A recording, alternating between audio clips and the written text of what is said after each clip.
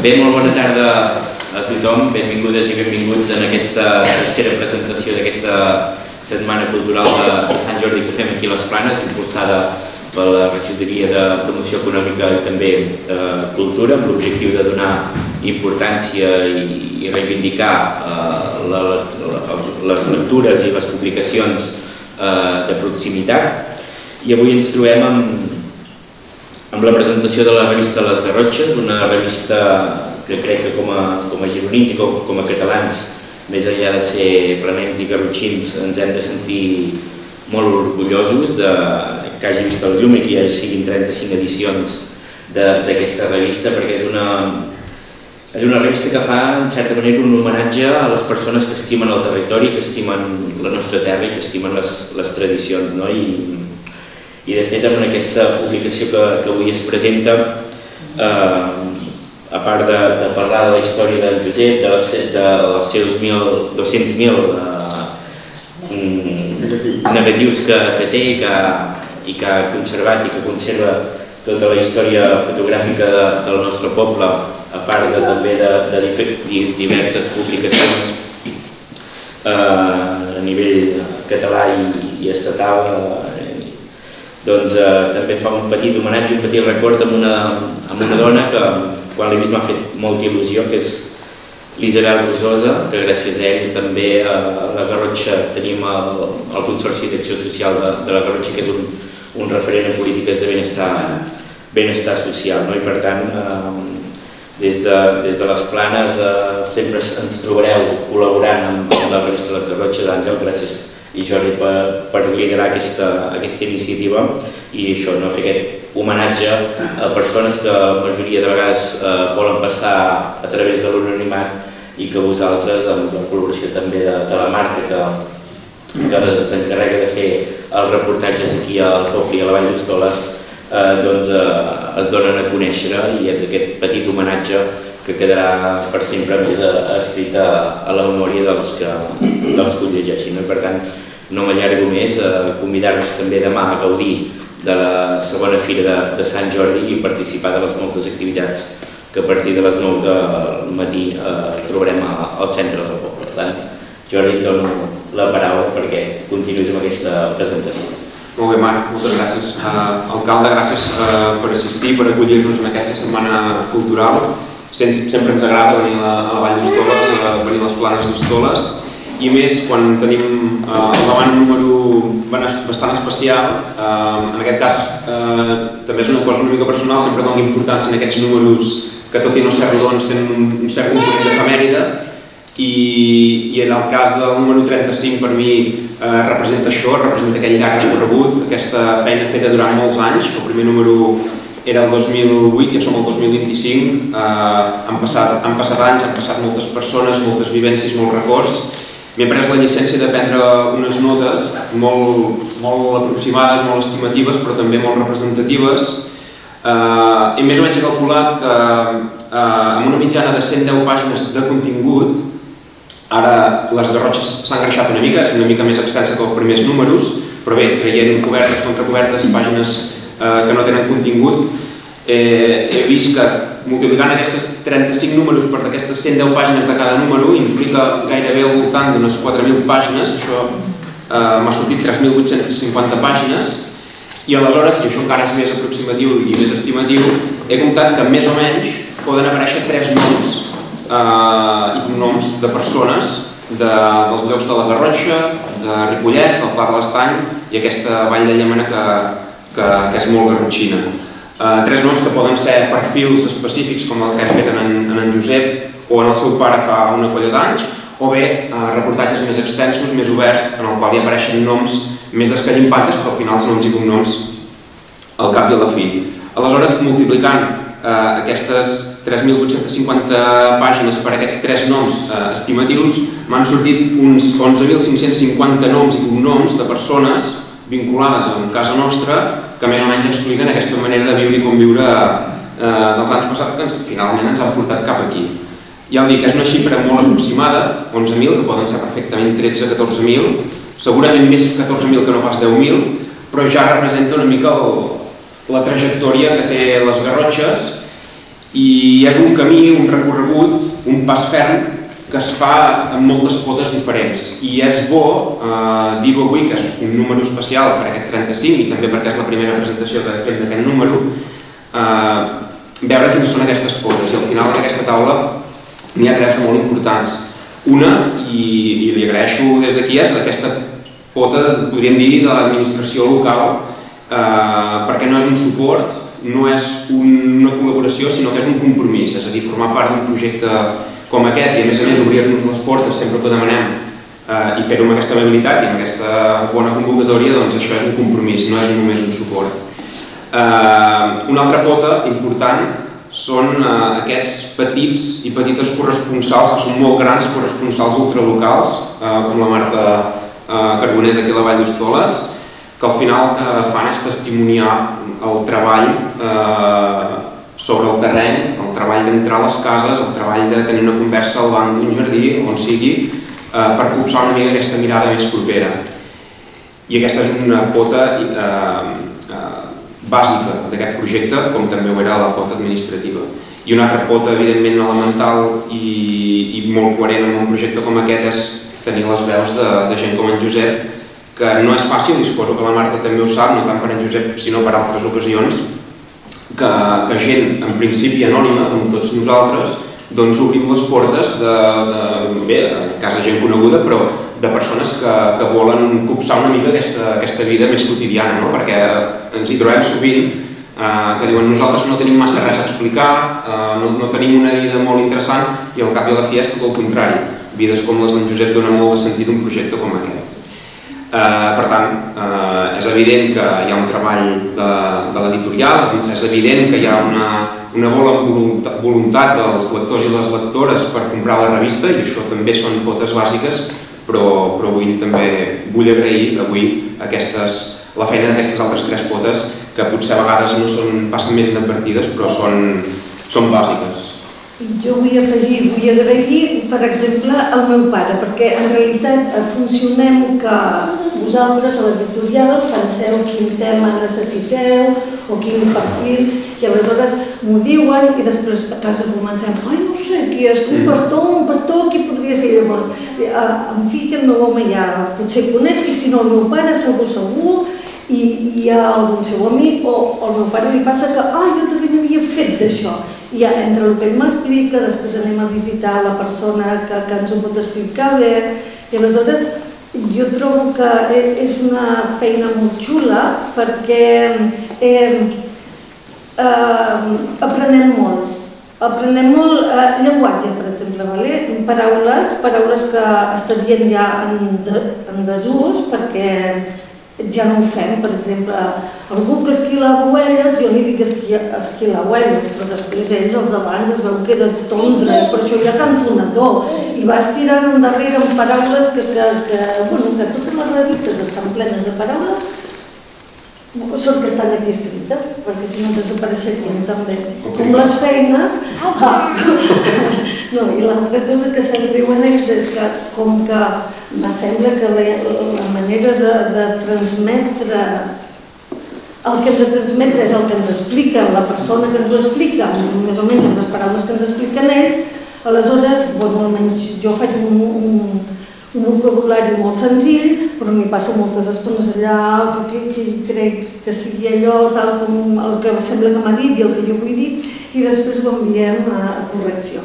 I després, a vegades no passa res, o ja entenc que hi ha les correccions que s'han de corregir, i després n'hi ha algunes que, per exemple, havem estat prou mitja de telèfon, que sí que no, perquè jo havia escrit que tardava unes 2 hores, i després va passar una correctora que va posar trigava unes 2 hores, i ja està tot bé, tardava, està bé, i trigava també, però no, a casa nostra no, jo no ho dic, i els fills, no, és que nosaltres tampoc ho diguem, i després em veig, ja ho canviaré, i encara li va tornar a canviar, i bueno, que són petites coses, però que mirem de fer servir doncs el llenguatge també d'aquí.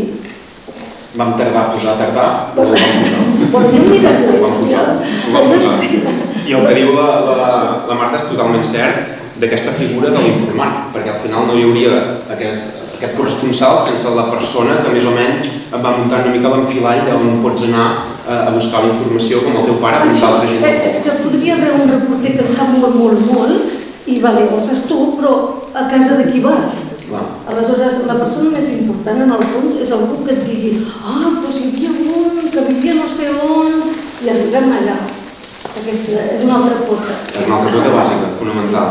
I aleshores, amb tota aquesta munió de potes, el que fem és una revista, que molta gent també diu que és un llibre. A mi sempre m'ha agradat reivindicar les revistes, les bones revistes, i estic content de dir que per mi aquesta és una bona revista. En el número 35 en concret han fet un dossier de plantes i remeis, un monogràfic de plantes i remeis que també el considero especial. Evidentment tots els números són especials, però aquest, nosaltres que sempre vetllem pel bon tracte de la memòria oral, jo crec que hi ha pocs monogràfics, poques temàtiques que el que facin és relacionar tan bé aquesta transmissió oral que passa d'àvies a netes o d'avis a nets. Aquí heu de comptar que hi ha àvies que parlen de les seves pròpies àvies.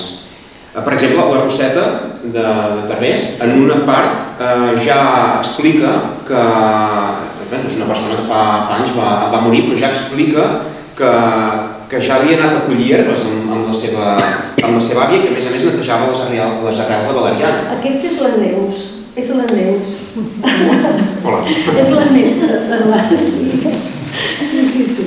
És a dir, estem parlant, imagineu, quant de temps reculem cap enrere per veure aquesta veu i aquesta transmissió. Però alhora també hem entrevistat a gent que puja, gent relativament jove, que han muntat el projecte tinguin arrels familiars o no en aquest món, o no les tinguin, però que tenen inquietuds a l'hora de treballar i a l'hora d'entendre tot aquest món remeier que hi ha al voltant de la flora. Per tant, és un número interessant des d'aquest punt de vista de treball de memòria oral que intentem fer i que intentem vestir periodísticament, perquè la transmissió oral que hi ha al voltant d'aquest món, d'aquest petit, gran món, és molt ferma.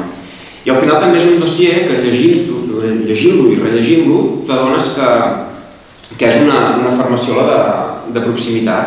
És a dir, d'una banda perquè al final procurem que a través de les temàtiques dels dossiers, a través del tema del dossier, intentar descobrir, intentar conèixer una mica l'entorn. No és el mateix una planta d'alta muntanya que una herba de riberal. Aleshores, aquí veiem una mica tots aquests elements tan diversos, és a dir, des de l'àrnica, l'oli d'àrnica de la muntanya de Rojà, fins a les gramínies que hi poden haver, les plantes aquàtiques que hi poden haver als riberals de l'estany de Banyoles. Hi ha un gran món en aquest sentit. I és una farmaciola, això, de bosc, de marge i de camp, he apuntat.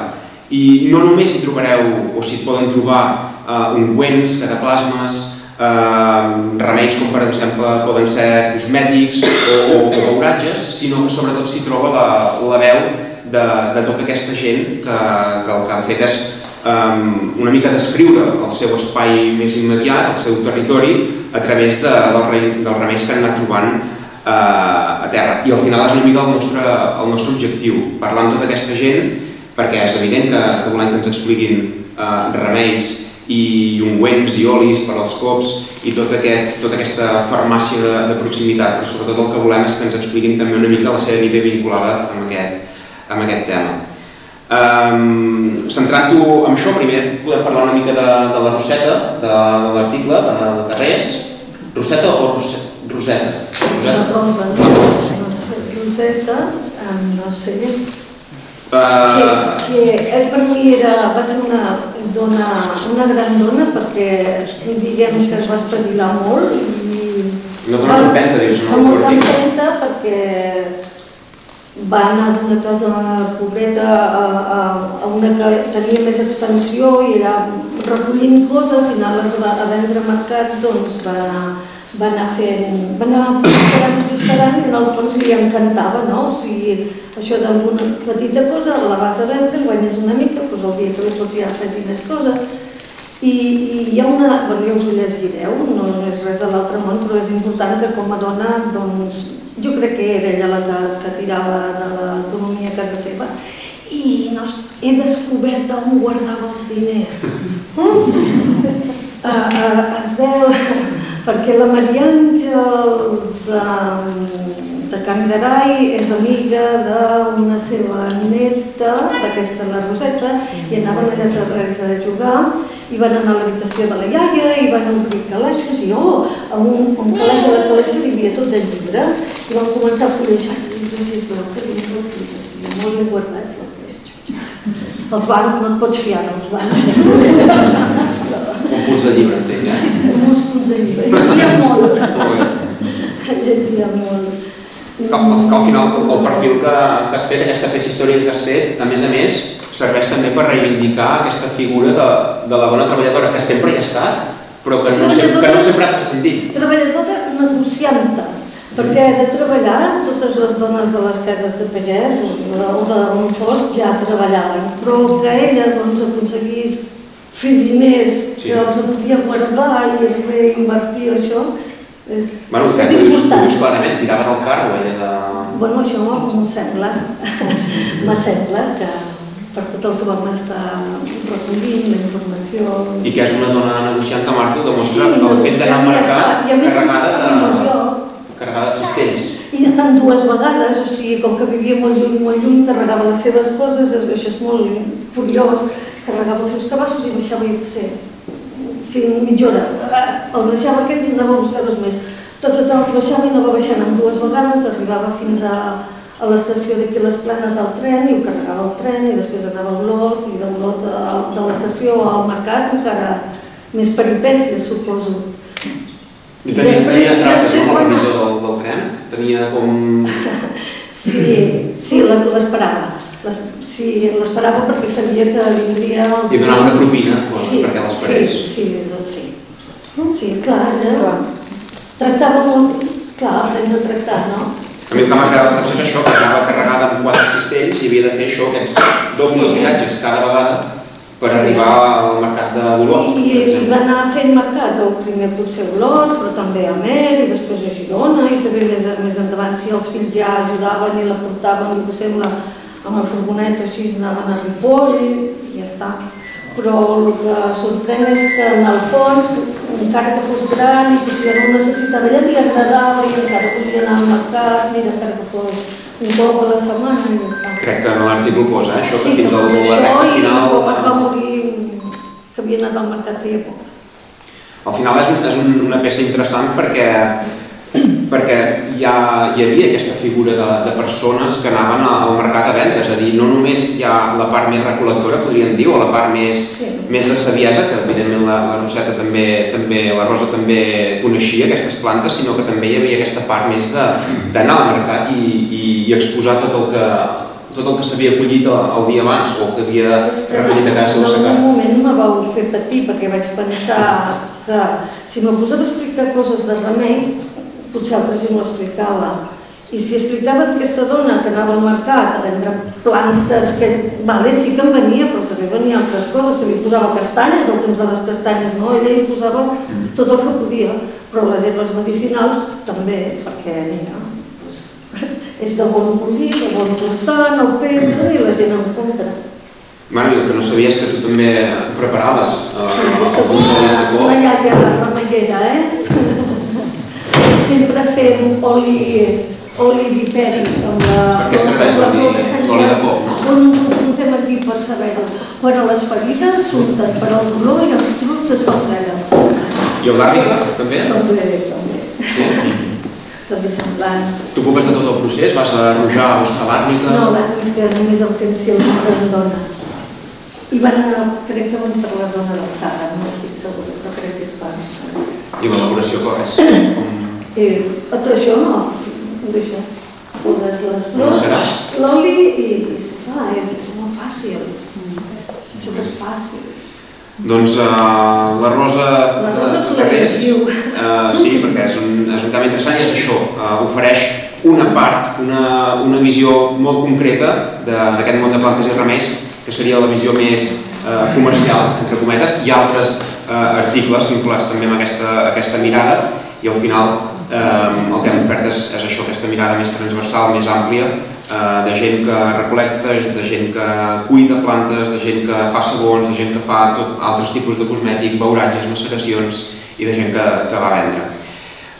I a part del dossier, i com ha dit en Marc, l'alcalde, hi ha altres seccions més fixes. Hem parlat de la Isabel, una autèntica pionera més del món polític d'aquí a la Garrotxa, i també hi ha aquests perfils de les pàgines inicials en els quals nosaltres el que fem és entrevistar persones molt arrelats a un lloc, molt vinculats a un poble que creiem que el seu testimoni val la pena de ser narrat, de ser relatat, perquè ens poden explicar també i ens poden ajudar a entendre com era en aquest cas una part de les planes d'abans. I veiem en Josep Pagès que de fet que ell siguis protagonista d'aquest número, tenint en compte que el teu pare, Anton de Pla Buscàs, ho va ser ja fa una bona colla d'anys, això també demostra que les Garrotxes va caminant. Com ho veus, això de compartir espai amb el teu pare? El pare, si ara fos viu, li agradaria fer això, perquè sempre es curava amb herbes. No cabia unes medicines. Van anar a veure el metge i el Roliu buscava la carpeta, que tots tenen la carpeta allà, i no la trobava. I va dir, Antoni, com fa que no ha vingut vostè aquí? Diu, és que no havia entrat mai aquí. Què diu ara? Quants anys té vostè ara? Diu, en aquest moment 88. Diu, no ha entrat mai com és, no. Com fa que no ha entrat com és? Diu, des que feia l'Emili a València, que em van operar d'un pleu a l'esquena, em van treure un pista de l'esquena, justament allà al metge. Diu, ostres, diu, doncs ara haurà de venir almenys un cop l'any a veure. Jo li deia, pare, anarà com metge, i vam veure si el metge segur. Com metge deia? Ell deia, sí, vam veure si el metge segur. I sí, un cop l'any anava a veure el metge, però encara que havia les seves medicines, i deia el metge moltes vegades. Què preparava Josep, el pare, normalment, de medicines tradicionals? Coneixia totes les herbes. A l'hora n'hi tenien, però com que a dalt Pla Buscàs i pujava, i en l'hora n'hi havia moltes herbes, sempre baixava herbes d'allà. Sí, herbes de vermil grana, i no sé quantes herbes explicava ell, totes les medicines, totes les herbes curaven. Totes les herbes curaven. Bé, de fet això, el que explicava el pare d'en Josep, ho diu molta gent, també, sobretot d'edat avançada, però també posen un afegitó, i és un afegitó que hem volgut deixar clar, que al final, evidentment, les plantes ofereixen remeis, però en cap cas són remeis alternatius, són remeis que tenen cara i ulls, però que no han de ser complementaris, si és el cas, a la medicina. Això és evident i la mateixa gent remeiera ho han explicat. En Anton de Pla Buscàs era una persona ben arrelada al territori i, a més, un treballador de bosc, per exemple, i la Marta això ho explica en el seu article, al principi. Jo, si ho vaig poder explicar, és perquè Josep ja m'ho va explicar i m'ho va explicar tan bé, o sigui, és com si hagués escrit en Josep, no? Jo allà amb el pare hi havia anat a bosc amb ell, quan tenia 12-13 anys, 14 anys, i pujava perquè pujava, que era una cosa que sap greu no tenir. Les carretes. Pujava unes carretes a buscar 5 o 6 carretes juntes, a l'arbre de l'oeste. Pujaven i un s'ajudava a l'altre. I arribaven a dalt una carreta que carregava carbó, l'altra carregava fusta per la torneria, l'altra carregava feixines pels flaquers. I quan baixaven, aquí al pas de la calota, del molí del Morris, i al pas aquell, llavors es havia de fer baixar vora de riera avall i llavors es havia pujat molt dret. Trebien un parell de bols d'una carreta i deixaven la carreta dos parells i pujaven la carreta a dalt la carretera dels Morris. Això m'ho havia agradat tenir. Tu tot això ho vas veure també? Tu vas veure el canvi d'aquesta atracció animal a l'atracció amb l'unimó, no? Abans venia un amic molt pujo, allà dalt, però és que llavors va resultar que l'any aquest que feien això, en Paret de Vista Alegre, que era el que anava amb el seu pare, amb la carreta feia la mil. I llavors per baixar havia d'anar darrere la carreta una frenada, que en deien amb la corda. I em feien anar a mi amb la carreta, anava de Vista Alegre darrere per anar, perquè en Paret no hi era. I per això ho havia vist, i llavors El pare allà quan sortien de la riera del molí del Morris, que aquesta essa la va treure amb un matxo i una llaura, va obrir aquella carretera que ara pugem. La carretera que puja des de la riera, que puja recta a la va obrir el pare amb un matxo. Em descriu-lo un llibre. En cas separat va pagar els tubos per passar ja una mica de rec i el tubos a la riera. I el pare era un pencaire i tu també et va inculcar aquests valors de pencar. Perquè allò que em vas explicar aquell dia que vam compartir un tros de cotxe cap al mecànic, recordes? Què em vas dir? Que anàveu allà a l'ermita de les Medes i què hi guardaves allà dins? El matxo. El matxo dins... A dins de capell. A orar una mica allà a l'ermita. Sí, és que... Què hi feies per allà dalt? No podia fer un dia. Sant Joan, què hi feies allà dalt a les Medes, tu? A orar. Marxava el dissabte a la tarda, allà a les 4 o 6 aquí, amb el tractor pujava per les encides, tenia cap a les hores que era dalt, i em posava a llaurar tot la nit, tot sol allà dalt. Tu i el matxo? No, amb el tractor. I el matxo? El matxo pujava el pare el diumenge al matí per passar darrere amb el rastre. Tu amb el tractor i el pare al darrere amb el rastre, amb el matxo? Amb el matxo. I passava tota la nit mentre llaurava el camp, feia el camp de grans, hi havia un camp molt grans. Llavors no es feia mai, perquè era dia de no baixar pel dret, no es feia el camp de grans. I mentre ens llaurava i el tractor anava tranquil, però comparava el tractor de dalt i llavors jo tenia 19 anys, 29 anys. Clar, ben jove, o sigui, durant molts anys aquesta feina de bosc vas fer. Aleshores, també vas treballar de manola i comptable? Com fèiem les cases brates, les cases que en dèiem les cases brates, i llavors ja el treball que vaig pagar d'estudi. Vaig anar i havia estat amb els sastres donat, i el Santa, un dentista, s'estava a la sastre. I vaig faltar un per allà, apuntar les hores dels treballadors i pagava al cap de la setmana. I vaig dir, allà, plegat d'estudi, que ell vindrà. I vaig anar-hi, el temps de les cases brates, apuntava les hores dels que venien, molts venien d'aquí un poble, a fer fonaments de pic i pala, i apuntava les hores de cada un i el dissabte al matí, llavors era obert tot, el dissabte. Anava a la caixa a buscar els cèntims, per pagar els sobres i pagava els treballadors, però com no pagava el treballador feia de nou, i de fer una nova. Bueno, si més un bon canvi, no?, de passar de llaurar a dalt. Llavors vaig entrar a Camp Magem, i a Camp Magem vaig estar un usuari fins que vaig plegar, vaig dedicar a la fotografia. Perquè la primera càmera, aquesta Werlisa, vaig comprar que havia tenir 14-15 anys. Com et ve per aquesta inquietud per la fotografia? Havies vist algun fotògraf conegut, algun treball? Veia els fotògrafs que venien aquí, Emili, baixaven Emili, baixaven de plana de l'Or, baixaven aquí, feien fotos d'economia, la festa del rei i això. I llavors jo també em feia gràcia, sempre m'ha fet gràcia la fotografia.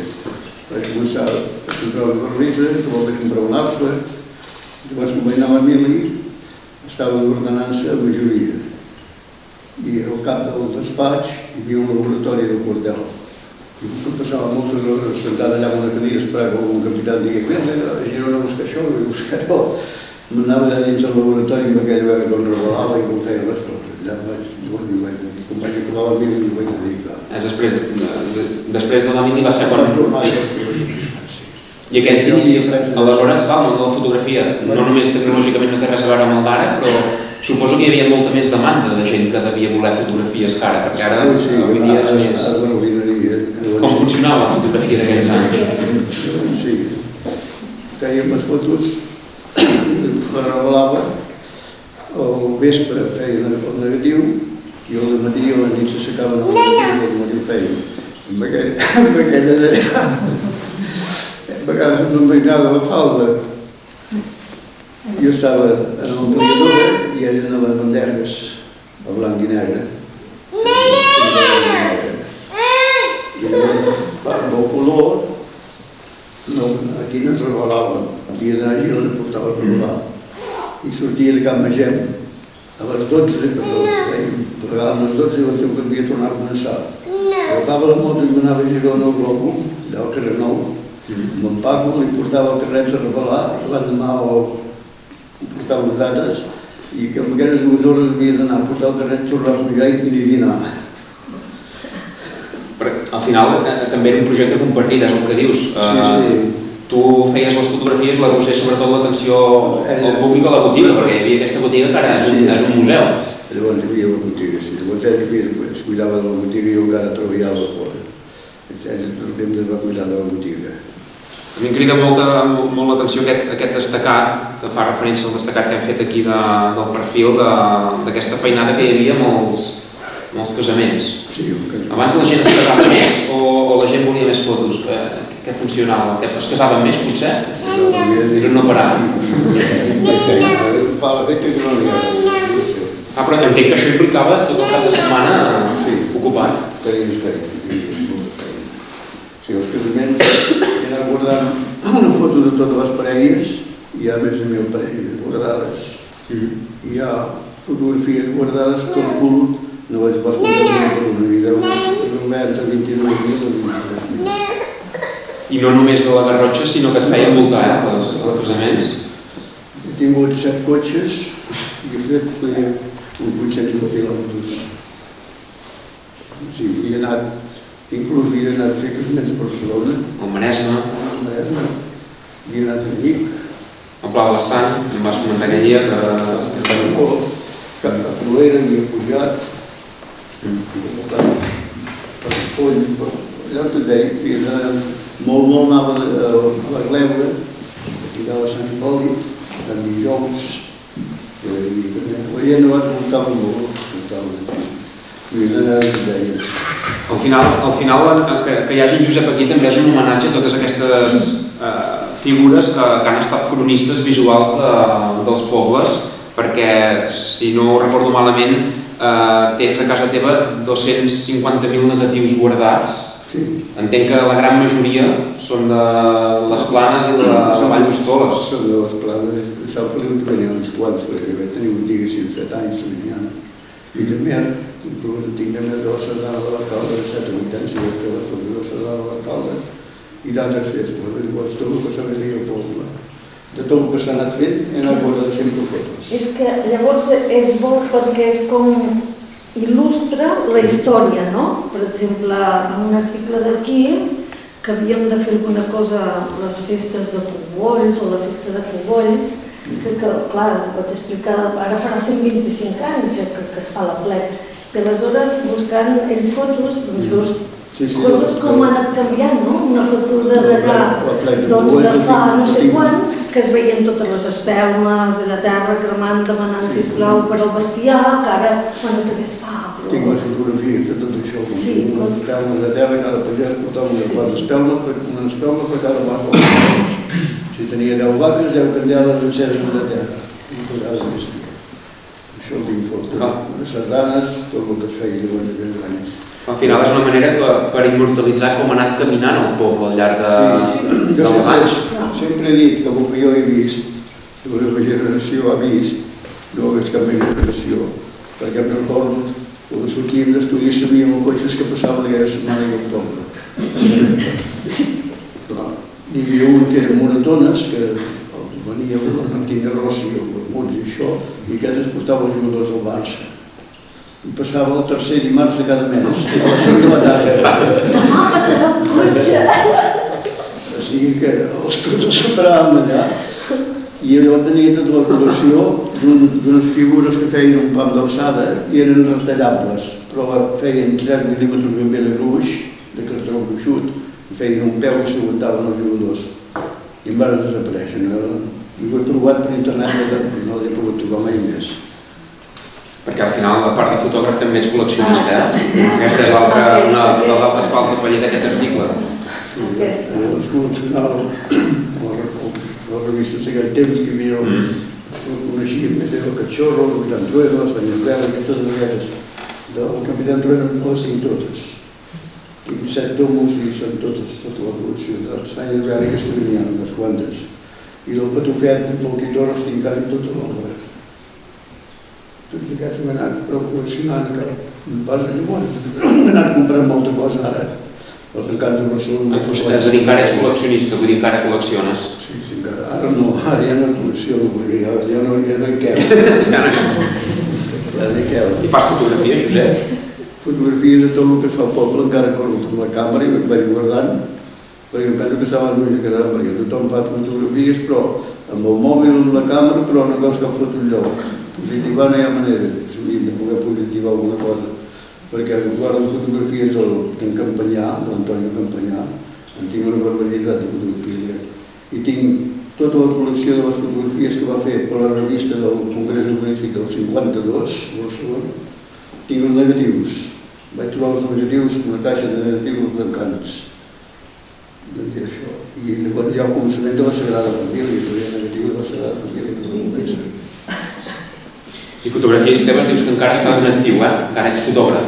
I dels germans Napoleón, sí, aquests eren els fotògrafs de la casa del rei, tinc unes fotografies, tinc unes 50 fotografies dels germans Napoleón, que són fotògrafs de la Casa Real, i les fotografies estan sellades per la Casa Real. El centre de la Casa Real a Rivera. Vaig trobar una col·lecció, això em fa més gràcia de dir, una col·lecció que hi ha 280 postals, són fetes entre el 1910 i el 1913. Són en color, estan més perfectes que les fan avui dia, i són de museus de tot el món. Sí, O sigui, el mèrit és el pintor que va... No m'agrada molt. O sigui, saps els quadres? Sabeu els catàlegs de quadre? Vale, doncs, són postals, és molt preciós. O sigui, algú feia, anava al museu, feia la foto d'un quadre preciós i li ha quedat una postal preciosa i I també col·lecciones les càmeres de fotografia. Càmeres de fotografia. Tens la primera que vas fer servir? Sí. Aquesta Glissa. Càmeres de fotografia, entre càmeres de fotografia de vídeo, ampliadores i aparatos de fotografia ni de veus 1200. Recordes la primera foto que vas fer? O sigui, maquillar veu que ja has posat a casa d'això i això. Això dic. La primera foto que vas fer la recordes? No? No recordo pas. No.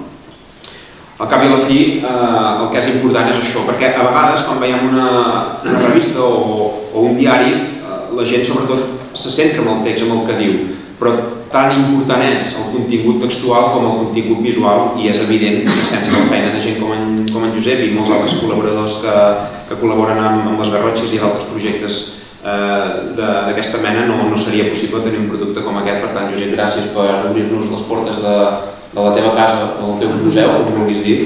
Museu no, Casa museu. I a més amb aquesta fotografia que també recorda i t'enllaça una mica amb el teu pare i amb aquest vincle que hi havia. Bueno, és que potser hi ha gent que... Potser tots coneixem qui és en Pagès i qui és el seu pare, però potser algú no. Dels que no, doncs aquí és bonic perquè a la botiga que té tot hi ha el seu pare. Si no voleu veure més de detall, després l'Àngel també aquí fora us la vendrà. Bé, no ho sé, normalment les nostres presentacions al final són obertes, no sé si algú vol intervenir, si algú hi entén de plantes, aquí ens han fet un mostrari, tenim l'àrnica, l'oliveró, la farigola, la calèndula, la sàlvia, aquesta d'aquí no me la vull jugar, si algú la coneix. Herba blava? Herba blava, sí, perquè serveix per infeccions d'orina. Per l'orina, que sí.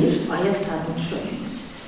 Doncs això, si algú vol intervenir, si algú vol fer algun comentari positiu, doncs endavant.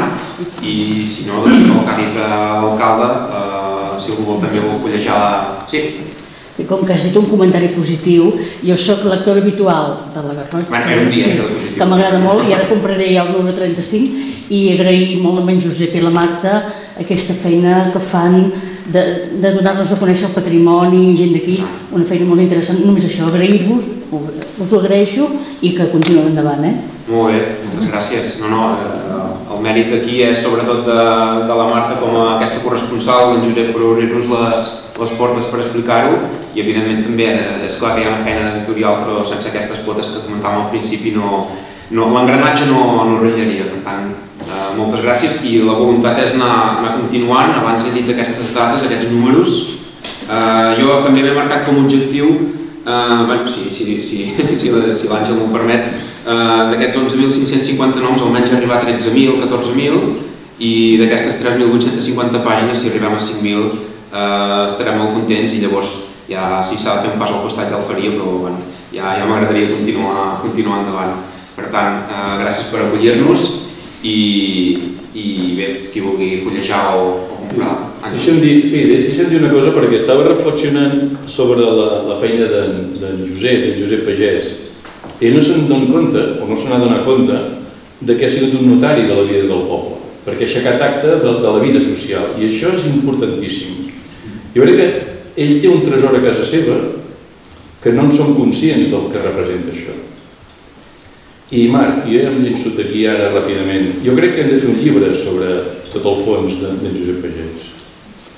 Perquè és que aquí hi haurà la vida de la generació del seu pare, de la generació del seu avi, perquè segurament que si en 15 anys comença a comprar la primera càmera i tira fotos als 18-19, i ell en tens 80, tu, Josep, ara?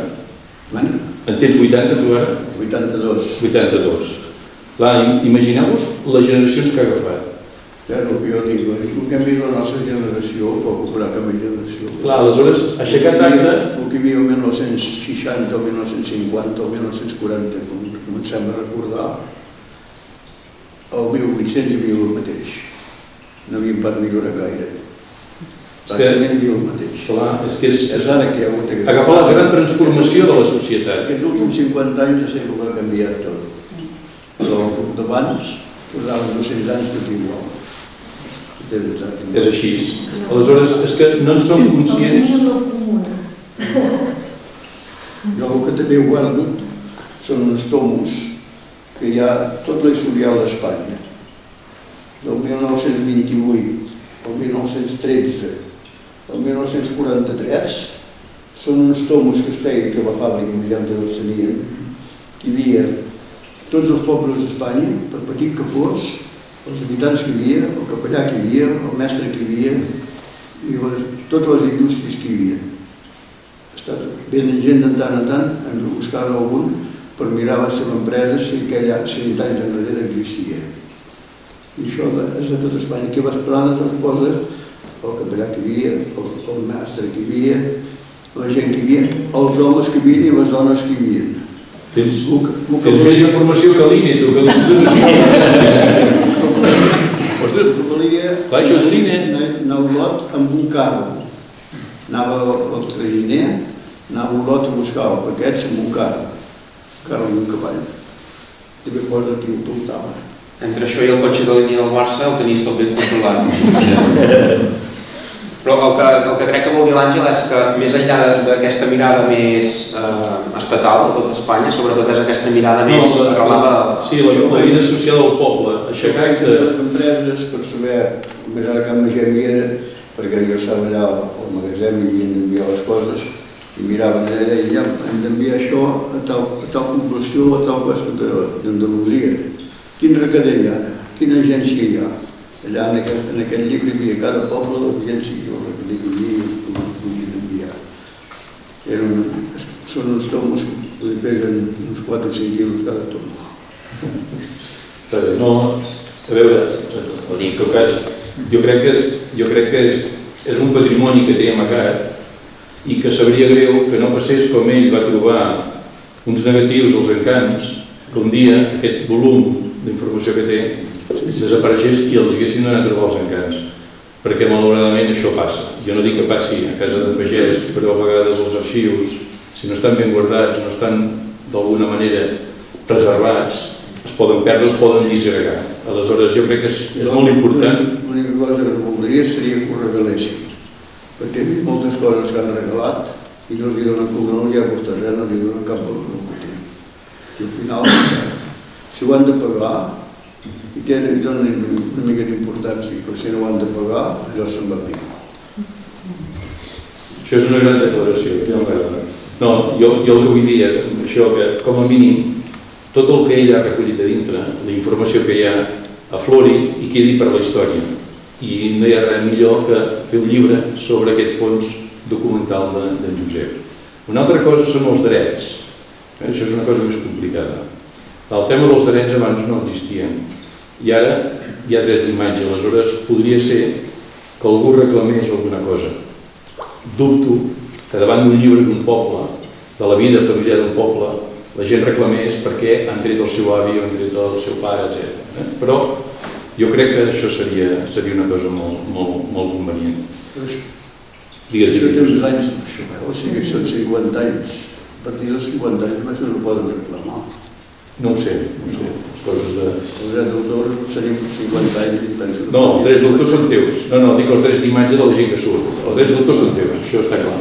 Aleshores, no, ho dic perquè ara, per exemple, estem fent un llibre, sortirà un llibre que es diu Històries del Tren d'Olot. Aleshores, segur que en Josep té fotos del Tren d'Olot. El Tren d'Olot? Sí.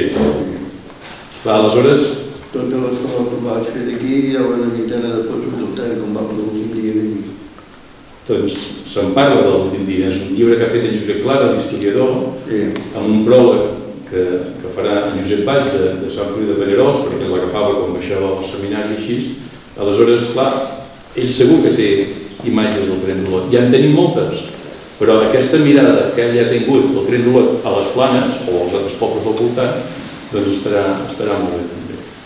Doncs si et sembla, Àngel, si en Josep ho veu bé, quan acabeu aquest, comencem per aquest.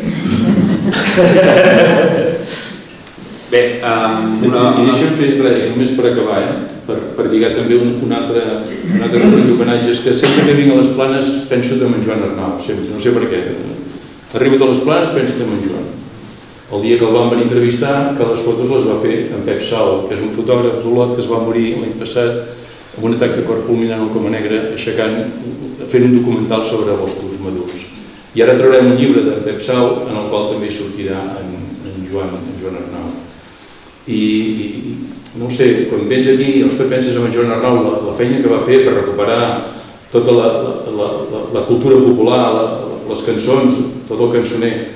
Ostres, sempre hi ha hagut gent que ha sumat, que ha fet poble. I evidentment la revista serveix per això, perquè la gent que fa poble, que suma, que passa de puntetes per la vida, que la gent no se l'escolta massa a vegades i que es moren i només se'n recorden els de casa i encara, doncs la revista també és aquest calaix de memòria que jo crec que és molt important. Aquest periodisme de porxo, aquest periodisme de sala d'estar, de banc, de seure, evidentment, i al final és una mica la nostra voluntat. Acabo dient que de la mateixa manera que ho hem presentat el primer any que hem fet de presentació d'aquest número aquí a les Planes, també en farem diversos arreu del nostre territori i la presentació vinent la farem el diumenge vinent. Serà en aquest cas una ruta guiada amb les àvies remeieres de la Garrotxa al parc de Pedra Tosca, per qui vulgui assistir, i com he dit abans, qui vulgui ara fullejar la revista o comprar-la, doncs hem portat alguns exemplars. I res més, agrair-vos la vostra assistència i la vostra acollida i salut. Merci.